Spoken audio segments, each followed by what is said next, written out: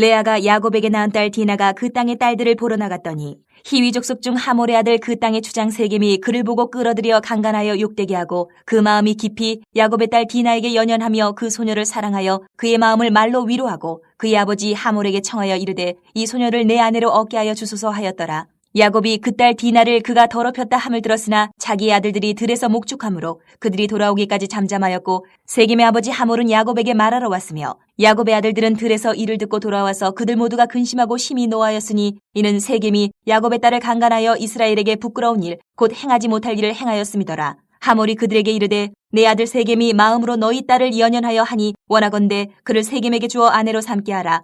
너희가 우리와 통혼하여 너희 딸을 우리에게 주며 우리 딸을 너희가 데려가고 너희가 우리와 함께 거주하되 땅이 너희 앞에 있으니 여기 머물러 매매하며 여기서 기업을 얻으라 하고 세겜도 디나의 아버지와 그의 남자 형제들에게 이르되 나로 너희에게 은혜를 입게 하라. 너희가 내게 말하는 것은 내가 다 주리니 이 소녀만 내게 주어 아내가 되게 하라. 아무리 큰 호수와 예물을 청할지라도 너희가 내게 말한 대로 주리라. 야곱의 아들들이 세겜과 그의 아버지 하몰에게 속여 대답하였으니 이는 세겜이 그 누이 디나를 더럽혔음이라. 야곱의 아들들이 그들에게 말하되 우리는 그리하지 못하겠노라. 할례받지 아니한 사람에게 우리 누이를 줄 수 없노니 이는 우리의 수치가 됨이니라. 그런즉 이같이 하면 너희에게 허락하리라. 만일 너희 중 남자가 다 할례를 받고 우리같이 되면 우리 딸을 너희에게 주며 너희 딸을 우리가 데려오며 너희와 함께 거주하여 한 민족이 되려니와 너희가 만일 우리 말을 듣지 아니하고 할례를 받지 아니하면 우리는 곧 우리 딸을 데리고 가리라. 이 본문 말씀은 야곱의 딸 디나가 세겜에서 당한 비극을 기록하고 있습니다.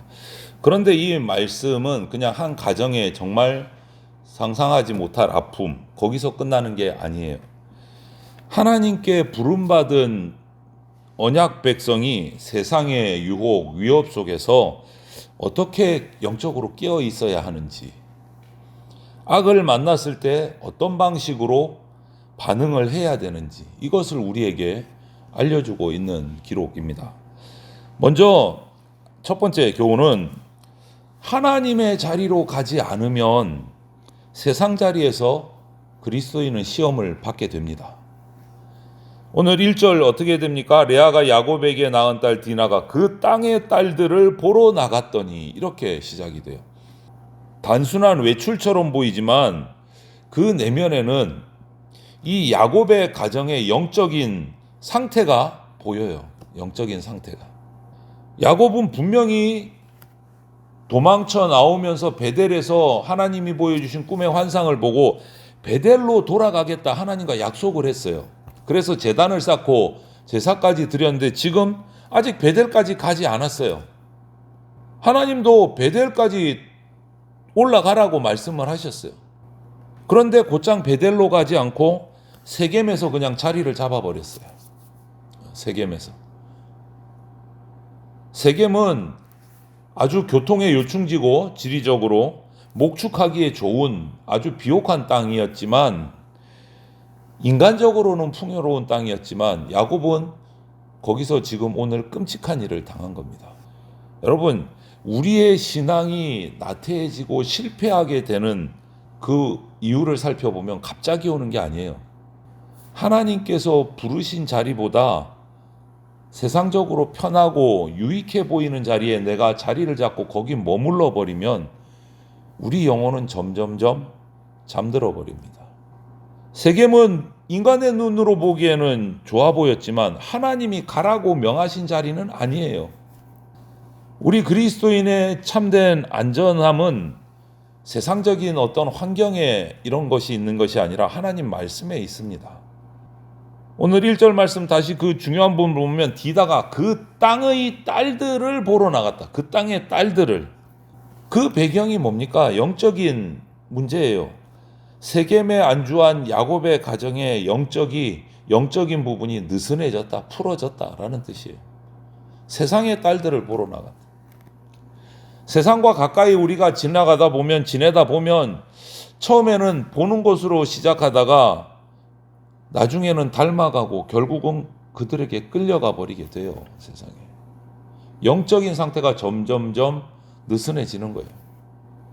여러분, 우리는 하나님의 자리로 돌아가야 됩니다. 하나님께 약속했던 자리, 은혜 받았던 자리, 말씀 앞에 엎드렸던 그 자리로 돌아가야 참 평안을 누릴 수가 있게 돼요. 또 두 번째 교훈은 침묵할 때와 말할 때를 올바르게 분별할 수 있어야 됩니다. 5절을 보면 야곱은 딸 디나가 그렇게 끔찍한 일을 당했다, 더럽혀졌다라는 소식을 듣습니다. 그런데 성경은 그들이 돌아오기까지 잠잠하였고 이렇게 기록해요. 당시 아들들이 들에서 양을 치고 있었다고 그래서 기다렸다고 볼 수도 있겠지만 본문 오늘 전체를 보면 계속 침묵해요.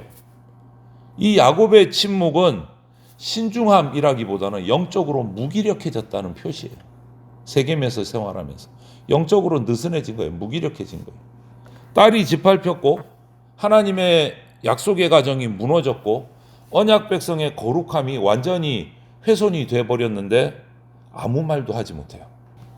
그리고 그 공백을 양치던 아들들이 들어와서 인간적인 분노로 폭발을 해버립니다.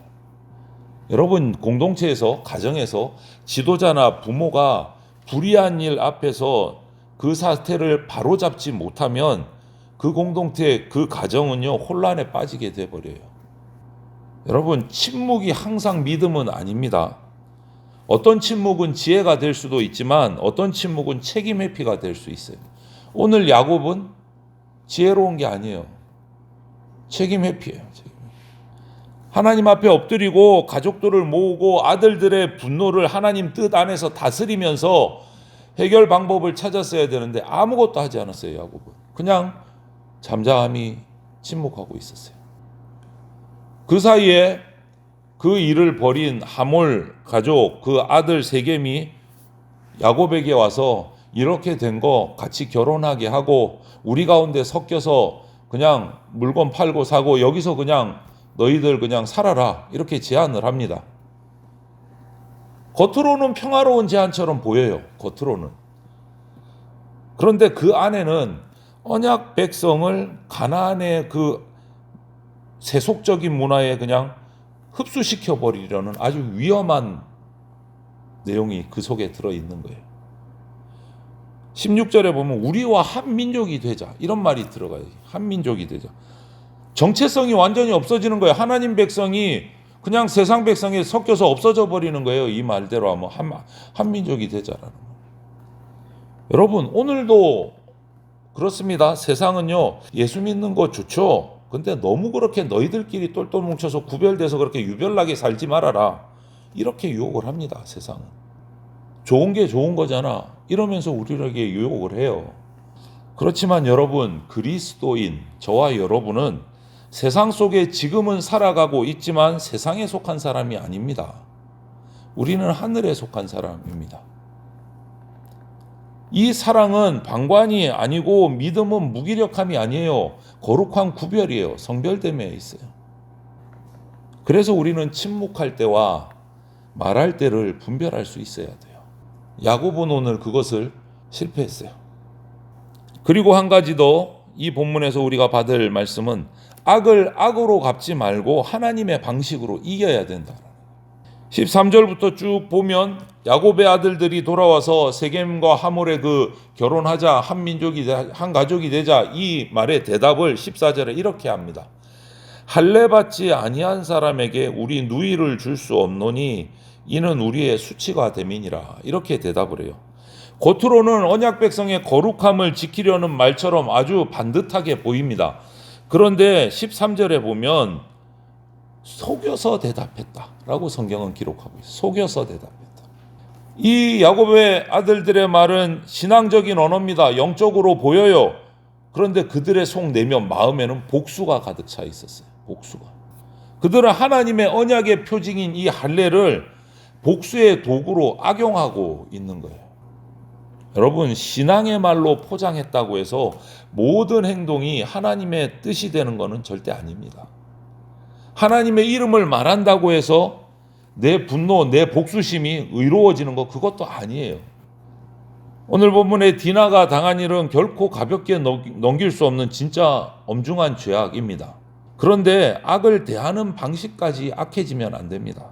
하나님의 백성은 목적도 선해야 되지만 방법도 선하고 거룩해야 됩니다. 그래서 사도 바울은 로마서 12장 21절에 이렇게 기록했어요. 악에게 지지 말고 선으로 악을 이기라. 이렇게 말했어요. 십자가의 주님 예수님은 악을 악으로 갚지 않으셨습니다. 용서와 진리로 그 악을 이기셨어요. 우리도 그 길을 따라가야 되는 거예요.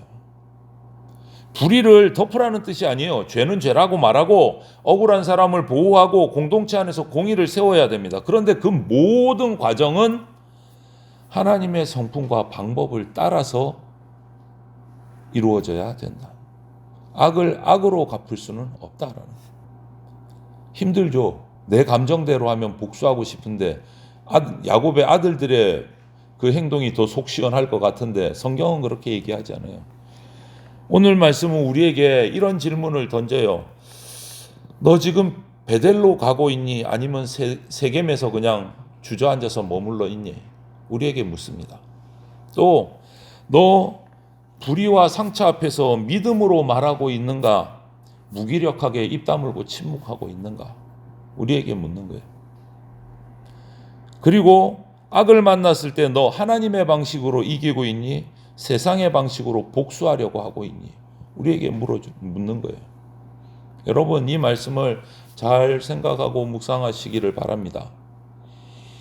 우리에게 무뎌진 영적인 감각이 있다면 주님께서 깨워주시기를 소망합니다. 세상의 풍요에 그냥 안주하고 있다면 다시 베델로 올라갈 수 있게 해주시기를 소망을 합니다. 상처와 분노가 있다면 주님 십자가 앞에서 내려놓을 수 있도록 해주시기를 소망을 합니다. 하나님께서 저와 여러분의 잠든 영혼 깨우시고 세겜에서의 안락함이 아니라 베델의 은혜로 돌아가게 하셔서 악을 선으로 이기고 세상 속에서 하나님의 거룩한 백성답게 살아가게 해 주시기를 주님의 이름으로 축원을 드립니다. 아멘.